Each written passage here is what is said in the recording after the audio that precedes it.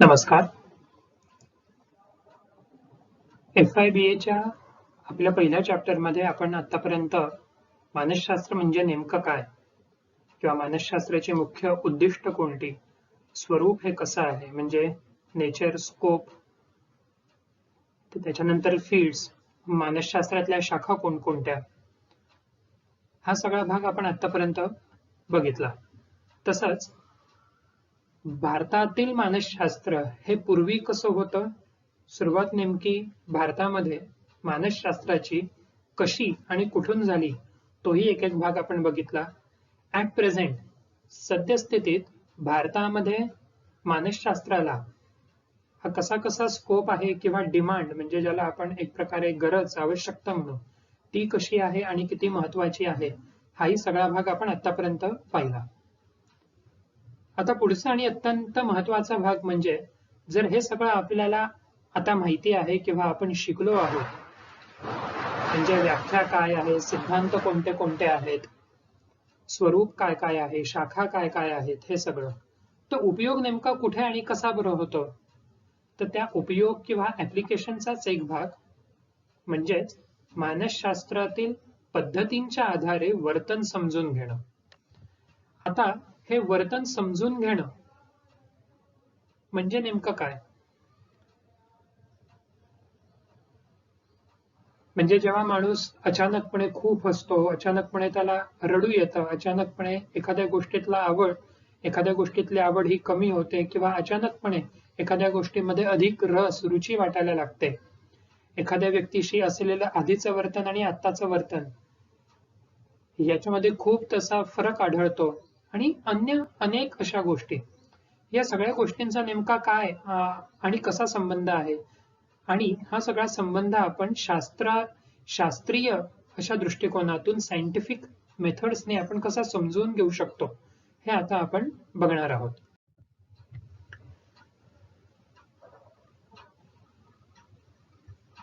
मानसशास्त्र म्हणजे मानव आणि मानवेतर प्राणी यांच्या वर्तनाचा शास्त्रशुद्ध अभ्यास करणारे शास्त्र, ते म्हणजे मानसशास्त्र. आणि मग ह्या शास्त्राच्या मानवी वर्तन समजून घेण्याच्या काही अभ्यास अशा पद्धती आहेत, त्या नेमक्या कोणकोणत्या आणि कशा, तर त्या ह्या सगळ्या. एक म्हणजे वर्णनात्मक पद्धत, दुसरी आहे वृत्ताभ्यास पद्धत, त्यालाच इंग्लिशमध्ये केस स्टडी असं म्हणतात. सर्वेक्षण म्हणजे सर्वे करणं, संशोधन किंवा प्रयोग म्हणजे एक्सपेरिमेंट करणं, प्रयोग करणं, रिसर्च करणं, चाचण्या, काही टेस्ट अशा असतात, मग त्यांचे प्रकार सुद्धा सखोलपणे आपण बघणार आहोत. आणि मुलाखत, नियंत्रित आणि अनियंत्रित असे दोन प्रकार आहेत. तर एक एक करून आता आपण या सगळ्या पद्धतींविषयी आणि मानवी वर्तन समजून घेण्याच्या दृष्टिकोनातून यांचा उपयोग कसा, तर या सगळ्याविषयी आता आपण सविस्तर अशी चर्चा करू. वर्णनात्मक पद्धत, माणसाचं वर्तन जर आपल्याला समजून घ्यायचं असेल किंवा अभ्यास जर करायचा असेल तर त्यातली एक पद्धत म्हणजे निरीक्षण करणं, ऑब्झर्वेशन. इंग्लिशमध्ये एक असं वाक्य आहे, to see and to observe it is totally different. बघणं आणि निरीक्षण करणं यामध्ये फार फरक आहे. आता निरीक्षण म्हणजे काय, लक्षात घ्या की निरीक्षणाला मानसशास्त्रामध्ये अनन्यसाधारण असं महत्व आहे. या निरीक्षणाचे सुद्धा दोन प्रकार आहेत, नैसर्गिक किंवा नॅचरलिस्टिक ऑब्झर्वेशन. आता नैसर्गिक म्हणजे काय, तर एखादा मॉल असेल, एखादं दुकान असेल, एखादा ग्राउंड असेल, एखादा समारंभ असेल किंवा अन्य काही, एखादी जागा, एखादा असा प्रसंग, तिथे लोक हे कसे वागतात, ते कसे बोलतात, त्यांची भाषा शैली कशी आहे, उच्चार कसे आहे, पेहराव, पोशाख, ड्रेसिंग हे कसं आहे, स्टाईल कशी आहे, पॅटर्न कसा आहे, ह्या सगळ्या गोष्टींचं बारीक सारीक निरीक्षण करणं, ते म्हणजे नैसर्गिक. आता इथे नैसर्गिक असं का बरं म्हटलंय, कारण ज्यांचं आपण निरीक्षण करतो त्यांना याची काहीच कल्पना नसते की आपल्याला तसं कोणीतरी बघतंय आणि ते आपलं निरीक्षण करतंय. म्हणून याला नैसर्गिक निरीक्षण असं म्हणतात. म्हणजे प्रयुक्त किंवा प्रदत्ताला त्याची जाणीवच नसते, परंतु तरीही संशोधक किंवा अभ्यासक मात्र त्याचं निरीक्षण हे करत असतात. तर लोक कसे बोलतात, ते कसे वागतात, त्यांचे उच्चार कसे आहे, भाषा कशी आहे, आपल्या वरिष्ठांशी ते कसे वागतात, बोलतात, आपल्या सोबत जे आहे किंवा आपल्या हाताखालचे ज्याला आपण कलिग्स, ज्युनियर किंवा सबऑर्डिनेट्स म्हणू, त्यांच्याशी त्यांचं वागणं कसं आहे, राहणी कशी आहे, ड्रेसिंग हे कसं आहे, ह्या सगळ्या गोष्टीतून मानवी वर्तन, त्या व्यक्तीच्या वर्तनाचा आपल्याला अभ्यास हा तिथे करता येतो. म्हणून याला नैसर्गिक असं निरीक्षण म्हणतात. दुसरं आहे प्रयोगशालेय किंवा नियंत्रित असं निरीक्षण, म्हणजेच कंट्रोल्ड ऑब्झर्वेशन. आधीच्या पद्धतीमध्ये काय होतं की आपण एखाद्या सामाजिक ठिकाणी लोकांचं निरीक्षण करत होतो, पण इथे प्रयुक्ताला, त्या व्यक्तीला आपण प्रयोगशाळेमध्ये बोलवतो आणि त्याचे हावभाव कसे आहे, कारक हालचाली, ऑपरेशन्स हे कसं आहे, अशा सगळ्या गोष्टी या आपण तिथे बघत असतो. म्हणून ह्याला प्रयोगशालेय निरीक्षण असं म्हणतात. इथे सुद्धा निरीक्षण हे केलं जातं, पण हे नियंत्रित असं असतं. इथे व्यक्तीला ही जाणीव असते की आपले हावभाव, आपल्या हालचाली यांचं हे निरीक्षण होणार आहे, त्यांची मोजमाप किंवा नोंद ही ठेवली जाते. म्हणून याला प्रयोगशालेय असं निरीक्षण म्हणतात.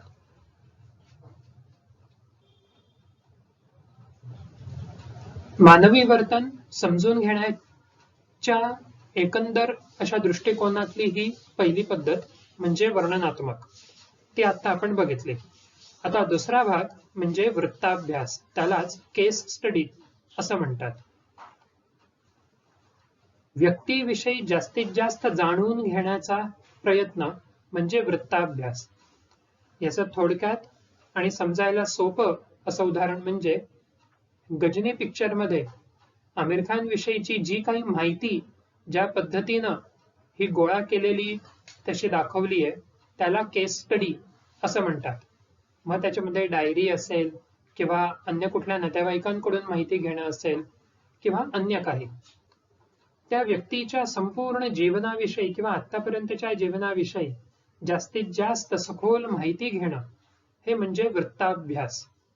अर्थात इथे एकाच व्यक्तीचा अभ्यास इथे केला जातो.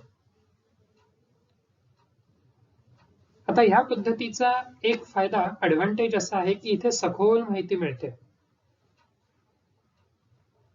म्हणजे त्या व्यक्तीचं मूळ गाव कुठलं, मग लहानपणी ती व्यक्ती कशी होती, आई वडील कसे होते, किंवा घरातलं एकंदर वातावरण कसं होतं, शालेय जीवन कसं होतं, आणि मग ती व्यक्ती मोठी कशी झाली, आणि अन्य सगळं. ही जमेची बाजू. अर्थात एक डिसएडव्हान्टेज किंवा एक तोटा सुद्धा आहे वृत्ताभ्यास या पद्धतीचा.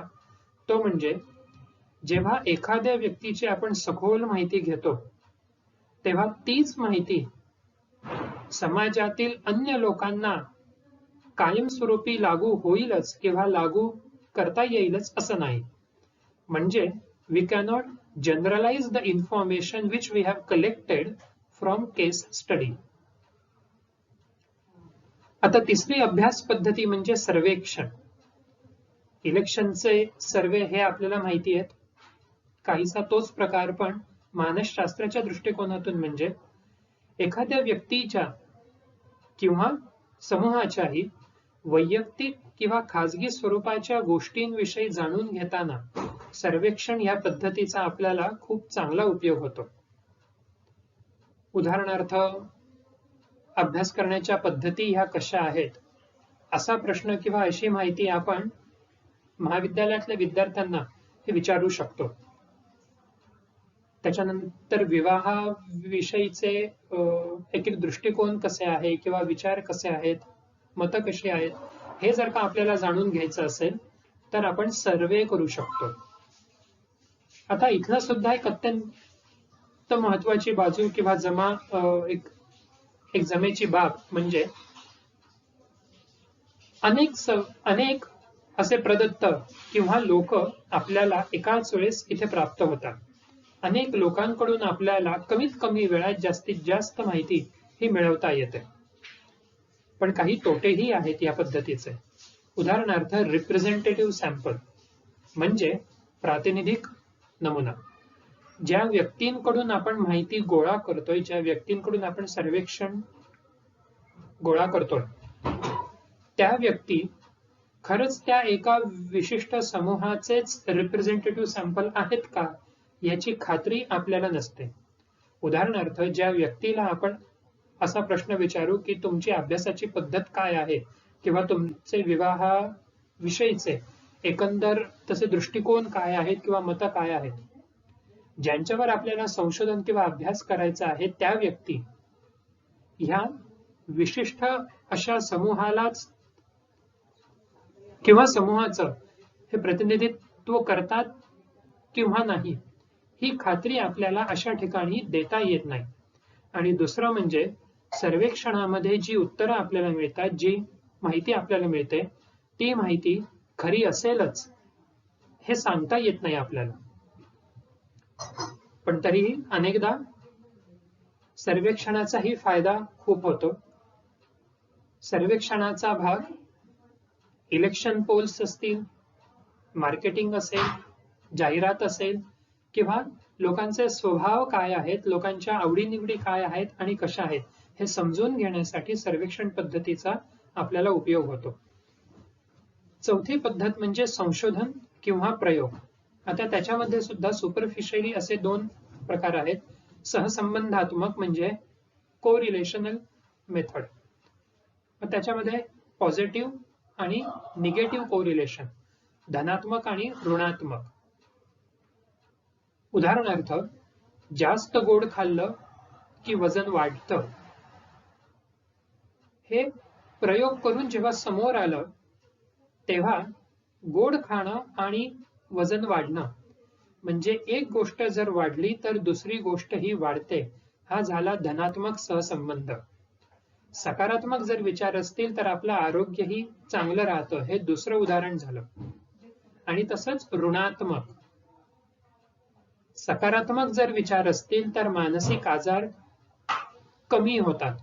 म्हणजे एक व्हेरिएबल, एक परावर्त्य जर वाढलं तर दुसऱ्या अशा परावर्त्यामध्ये तिथे घट होते, म्हणून याला ऋणात्मक सहसंबंध असं म्हणतात. आणि दुसरी पद्धत म्हणजे प्रायोगिक पद्धत, म्हणजे प्रयोग असे करून बघणं. अध्ययनामध्ये याच पद्धतीचा अवलंब करून माणसाला सवय कशी लागते हे शास्त्रशुद्ध अशा पद्धतीनं दाखवलं गेलं आहे.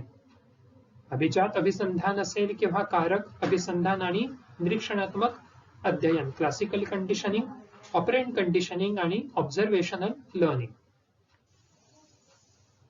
पाचवा आणि अत्यंत महत्वाचा भाग म्हणजे चाचण्या किंवा टेस्ट. मग काही प्रश्नावली असतात, त्या प्रश्नावली जर आपण व्यक्तींना सोडवायला दिल्या, ज्या पद्धतीनं ती व्यक्ती उत्तरं देईल त्याच्यावरून सुद्धा आपल्याला व्यक्तीच्या एकंदर वर्तनाचा शास्त्रशुद्ध अभ्यास हा करता येतो. आता काही चाचण्या किंवा काही प्रश्नावली हे पेपर पेन्सिल स्वरूपात असतात आणि काही चाचण्या अशा असतात की जिथे लिखाण किंवा टिकमार्क हे करण्यापेक्षा काहीतरी कार्य करणं किंवा परफॉर्मन्स बेस्ड टेस्ट अशा असतात. आणि आणखीन एक महत्वाचा भाग म्हणजे प्रोजेक्टिव्ह टेस्ट, त्यालाच प्रक्षेपण तंत्र असं म्हणतात. म्हणजे एखाद्या असंबद्ध किंवा अर्थहीन चित्राकडे बघून आपण काय उत्तर देतो, आपल्या मनामध्ये म्हणजे नेमके कोणते विचार, भाव, भावना किंवा काय येतं हे आपण तिथे सांगणं अपेक्षित असतं. तर अशा प्रोजेक्टिव्ह टेस्ट वरून सुद्धा मानवी वर्तनाचा शास्त्रशुद्ध अभ्यास हा तिथे आपल्याला करता येतो. आणि शेवटचं तितकंच महत्वाचं तंत्र म्हणजे मुलाखत. नियंत्रित आणि अनियंत्रित असे हे मुलाखतीचे दोन प्रकार आहेत. नियंत्रित मुलाखत ही अनेकदा नोकरीच्या ठिकाणी जो इंटरव्ह्यू असतो तिथे या पद्धतीचा अवलंब हा केला जातो. आणि अनियंत्रित अशी मुलाखत म्हणजे अशा पद्धतीचे प्रश्न हे विचारले जातात की ज्या प्रश्नांना हो, नाही, चूक, बरोबर, मान्य, अमान्य असे मर्यादित स्वरूपाची उत्तरं नसतील, तर तिथे वर्णनात्मक किंवा ओपन एंडेड असे क्वेश्चन्स असतात. उदाहरणार्थ, एखाद्या 10 वर्षाच्या मुलाला त्याचं शाळेविषयीचं मत काय आहे हे जर आपल्याला जाणून घ्यायचं असेल, तर तू तुझ्या शाळेविषयी काय बरं सांगशील? शाळेविषयी काय बरं वाटतं? शाळेविषयी अगदी थोडक्यात सांग बरं. अशा पद्धतीचे जर प्रश्न आपण विचारले, तर ज्या पद्धतीनं ते 10 वर्षाचं मूल उत्तर देईल, ज्या शब्दांमध्ये ते उत्तर देईल, त्यावरून आपल्याला त्या मुलाचा त्याच्या शाळेकडे, त्याच्या शिक्षकांकडे किंवा अन्य गोष्टींकडे बघण्याचा दृष्टिकोन कसा आहे किंवा विचार कसे आहे हे आपल्याला समजू शकतं. आणि नियंत्रित म्हणजे शाळा आवडते का, हो किंवा नाही. शाळेत जायला रोज आवडेल का, हो किंवा नाही. हे झालं नियंत्रित अशा स्वरूपाच्या मुलाखतीचं उदाहरण. तर अशा पद्धतीनं मानवी वर्तन जर आपल्याला समजून घ्यायचं असेल, तर या ठराविक पण तितक्याच महत्वाच्या अशा पद्धती आहेत की ज्यांच्या माध्यमातून आपण मानवी वर्तनाचा शास्त्रशुद्ध अभ्यास हा करू शकतो. थँक्यू.